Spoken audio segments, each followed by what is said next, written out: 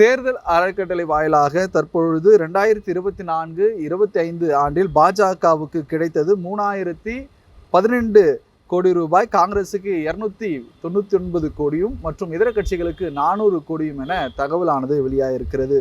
குறிப்பாக தேர்தல் பத்திரங்கள் மூலமாக அதாவது ரத்து செய்யப்பட்டிருக்கக்கூடிய நிலையில் 2024 மற்றும் 25 ஆண்டுக்கான இந்த தேர்தல் அறக்கட்டளை நிதி மூலமாக அரசியல் கட்சிகளுக்கு 200% நிதியிலானது அதிகரித்திருக்கிறது. குறிப்பாக பாஜகவுக்கு மட்டும் 3012 கோடி ரூபாயும், அதே போல காங்கிரசுக்கு 299 கோடி ரூபாயும், இதர கட்சிகளுக்கு 400 கோடி ரூபாயுமாக அதாவது பெறப்பட்டிருப்பது குறிப்பிடத்தக்கது.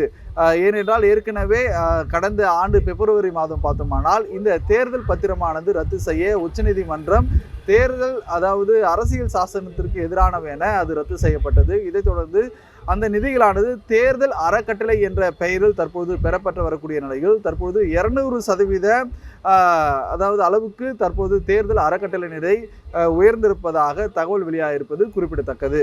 ஒளிப்பதிவாளர் மோனிஷுடன் செய்தியாளர் சாமுவேல் எபினேசர், ஜீ தமிழ் நியூஸ், சென்னை.